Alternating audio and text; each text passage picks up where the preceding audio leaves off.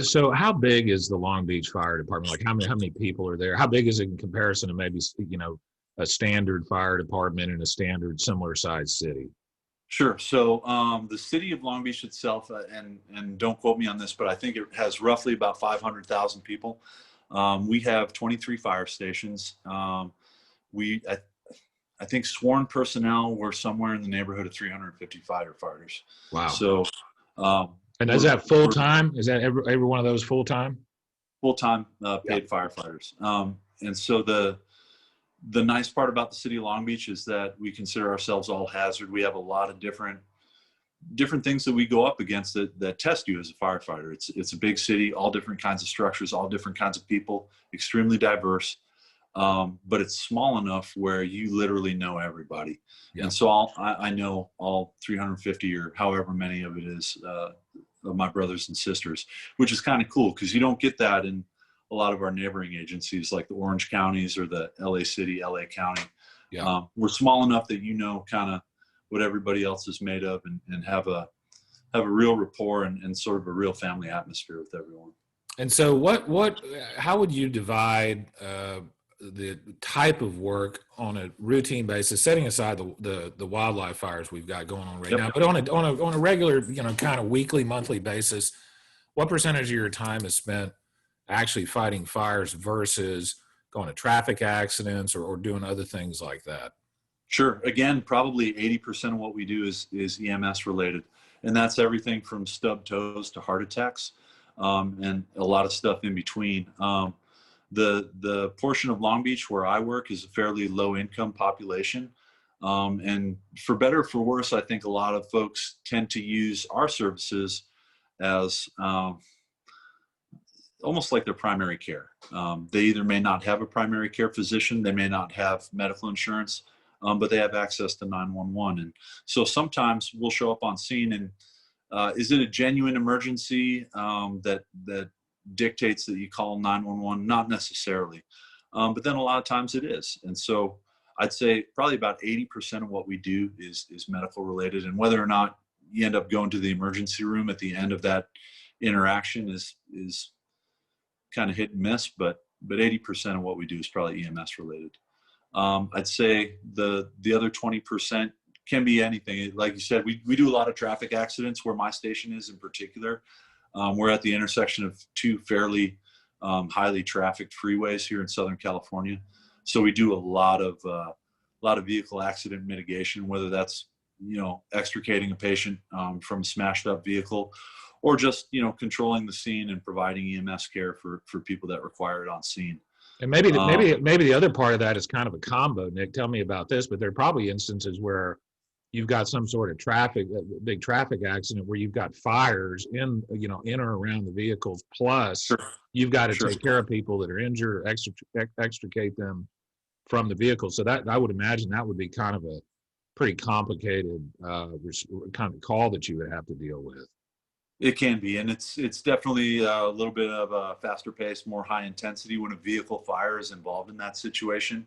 Yeah, vehicle's a very small space that's not super livable once all those different components, which a lot of them are plastics and polystyrenes now, and just go up at the blink of an eye and in flames, and also provide just a really toxic environment for whoever's trying to survive in there. So it definitely adds an element of complication to that when we arrive on scene and find that. And so when you get to a scene like the jaws of life, most people have heard of the jaws of life. Or is your department the department that if extrication with something mechanical means like the jaws of life is necessary, that's the department, like your department would be in charge of that? Our station in particular, we have all the vehicle extrication equipment on our trucks. So our truck companies and our urban search and rescue, we have 4 truck companies in our city and 1 urban search and rescue vehicle. And those units specifically are tasked with vehicle extrication. And so, we carry the jaws and the cutters and the hydraulic ramps and everything, all the different tools and equipment that we utilize in order to provide extrication. The nice part is that I think vehicles modern vehicles have become a lot more survivable, even though they've become lighter in a lot of ways. Just the airbag systems on them, and even just how they're designed. They don't necessarily stand up to a crash as well, but they provide that passenger space a lot more protection than they typically would in the past. No doubt about that. And as a lawyer, I've actually specialized in the past in product liability cases against automotive companies. I mean, it's Sure. funny to me, Nick, because back in the early 70s, when the government was talking about mandating seat belts, the auto companies were totally and completely against it. Same thing with airbags, and same thing with a lot of these other safety measures. But you're exactly right.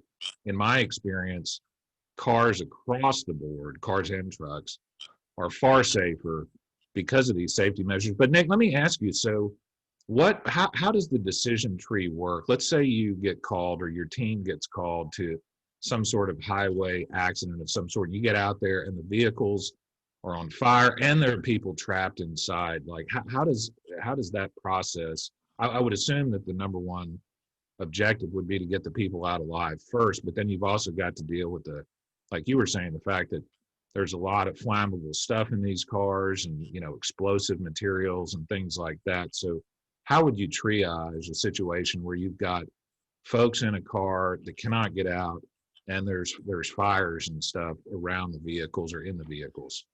Sure. Good question. So let me give you my big picture before I give you kind of the smaller picture of the specific scenario. The big picture, and I think this is why a lot of previous members of the military make such good first responders, firefighters, police, EMS, is that the decision tree in a lot of these things tends to be the same.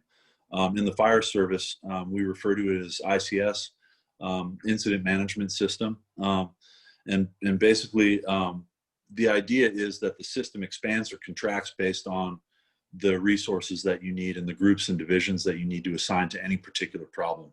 It's kind of a problem-solving method for whatever problem that you throw at it. And it works in the military just as it does in the fire service. And we're taught to evaluate a situation kind of at a snap judgment. And rather than wait for the 100% correct solution, you apply what we in the Marine Corps called the 80% solution, which is, hey, enact this solution that you see as the best time-critical decision-making solution to insert yourself into this problem and try and mitigate the situation. And then by mitigating that, you can reevaluate kind of Buying yourself time, basically. You're buying yourself time in a way, right? Yeah, in a way. And sort of what we say in the fire service is that when you eliminate the fire, a lot of your other problems go away. And so if you can insert yourself in between that fire or that accident or whatever it is that's going on that's impinging upon that person's ability to survive, if you can kind of put yourself in the way of that in the most effective way possible, you start mitigating that problem, then you make the entire rest of the scenario more survivable for the person on scene.